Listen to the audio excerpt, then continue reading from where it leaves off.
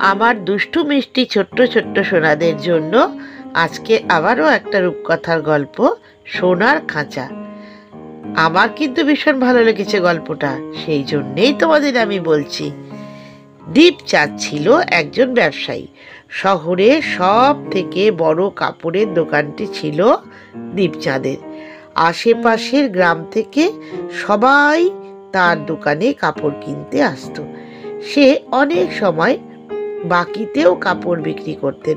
মানে হচ্ছে, অনেকে টাকা দিতে না পারলে তাকে দিয়ে দিত, সে পরে নিয়ে নিত। সেই জন্য তার পাওনা আদায় করতে তাকে গ্রামগুলোর ভেতরে ভেতরে যেতে হতো।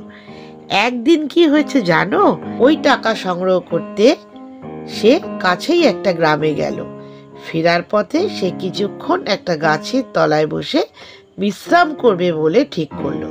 খুব ক্লান্ত হয়ে পড়ায় সে তখনই ঘুমিয়ে পড়ল। যখন দীপচাঁদ জেগে উঠল, সে দেখল তার চারপাশে এক ঝাঁক টিয়া পাখি। তাদের সবুজ রং, লাল ঠোঁট এবং ঘাড়ের কালো পট্টি দেখে সে মনে মনে বলল, কি সুন্দর এই টিয়া পাখিগুলো! যদি একটাকে আমি সঙ্গে করে বাড়িতে নিয়ে যাই তাহলে কি ভালোই না হতো। আমি ঠিক জানি আমার পরিবারের সকলেই পাখি ভালোবাসে। তাই দীপচাঁদ তার মাফলারটা টিয়া পাখির ঝাঁকের ওপর ছুঁড়ে দিল এবং একটা পাখি ধরে ফেলল। টিয়াটির জন্য একটা সুন্দর সোনার খাঁচা তৈরি করলো। সেই খাঁচায় ছিল বড় একটা দোলনা, জল রাখার জন্য একটা ছোট্ট বাটি আর খাওয়ার একটা থালা। টিয়াকে সেই সোনার খাঁচায় রাখা হয়েছিল। তার প্রিয় খাদ্য লঙ্কা, পেয়ারা আর ডালিম ফল খেতে দিত। দীপচাঁদ আর তার ছেলেমেয়েরা সব সময় তার সঙ্গে কথা বলতো। শিগগিরই টিয়া পাখিও কয়েকটা কথা বলতে শিখলো। কিছুদিন বাদে আবারও একবার দীপচাঁদ টাকা সংগ্রহ করতে গ্রামে যাবে ঠিক করলো। সে টিয়াকে বলল, তোতারাম, টাকা সংগ্রহ করতে যাচ্ছি। ফেরার পথে তোমার বাবা, মা এবং আত্মীয় স্বজনের সঙ্গে দেখা হবে।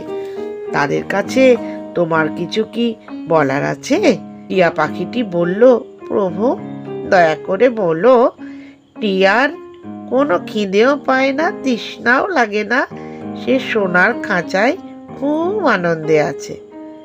টাকা পয়সা সংগ্রহ করে ফেরবার পথে দীপচাঁদ আবারও গতবারের মতো ঠিক আগের গাছটির তলায় বিশ্রাম নিল। ছোট্ট একটা ঘুম দিয়ে উঠে সে দেখল টিয়া পাখির ঝাঁক তাকে ঘিরে ধরেছে আর ঠোঁট দিয়ে তাকে ঠোকরাতে আরম্ভ করেছে। তারা দীপচাঁদকে জিজ্ঞাসা করলো, আমাদের বন্ধু কোথায়? সে কেমন আছে?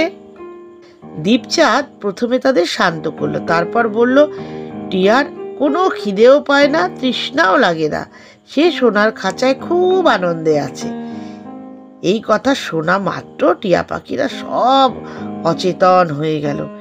তারা সব ধূপধাপ ধূপধাপ করে পড়ে গেল এবং প্রাণহীন পাখিদের মতো পড়ে রইল। দীপচাঁদ হতবুদ্ধি হয়ে গেল।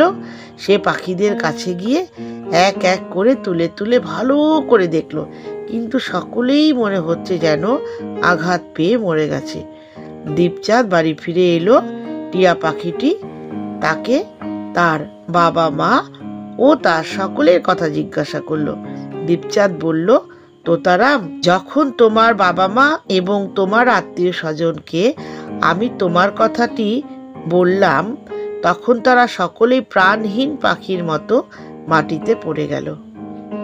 তোমার কি মনে হয় যে তারা অত্যন্ত আঘাত পেয়ে মারা গেল?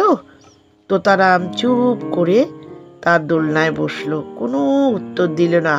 কিন্তু সে যখন দীপচাঁদের কথা শুনল, তখন সেও খাঁচার মেঝেতে ওই রকম ভাবেই পড়ে থাকলো। এবার দীপচাঁদ সত্যিই অবাক হয়ে গেল। সে খাঁচার দরজা খুলে পাখিটিকে তার হাতে নিল। সে মনে করল যে তার টিয়াও আঘাত পেয়ে মরে গেছে। সেজন্য সে পাখিটিকে খাঁচার বাইরে নিয়ে এসে বাগানের একটা গাছের তলায় রেখে দিল। দীপচাঁদ কিছু বোঝবার আগেই তোতারাম পাখা ঝাপটে উড়ে চলে গেল। ধন্যবাদ আমার প্রভু, আমি আমার বাবা মার কাছ থেকে বার্তা পেয়েছি এবং চিরকালের জন্য আমি তাদের কাছেই চলে যাচ্ছি। যে খাঁচাটা তুমি আমার জন্য বানিয়েছিলে সেটা সোনার বটে, তবু যতই হোক সেটা খাঁচাই। আমার পক্ষে সেটা একটা বন্দি নিবাস। তোতারাম তার বাবা মা এবং তাদের সকলের সঙ্গে মিলিত হওয়ার জন্য জঙ্গলের দিকে উড়ে গেল। অনেক দিন পরে তোতারামকে পেয়ে অন্য টিয়া পাখিরাও খুব খুশি হলো। সে তো খুশি হলোই, কারণ সে স্বাধীনভাবে আবার ফিরে যেতে পেরেছে।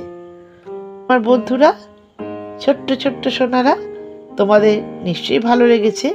কোনো পাখিকে খাঁচায় বন্দি করে কি রাখা যায়? সেটা সোনার খাঁচাই হোক আর লোহার খাঁচাই হোক। তাহলে পাখিটি উড়ে গেছে এবং সে তার বাবা মার কাছে ফিরে গেছে। সোনার খাঁচা মানে সেখানেও তার মৃত দশা। তাহলে আজকের মতো গল্পটা এখানে শেষ হয়ে গেল। আবার আর একটা খুব সুন্দর গল্প নিয়ে আমি খুব শিগগিরই আসছি, আর তোমাদের কমেন্টের অপেক্ষায় রইলাম।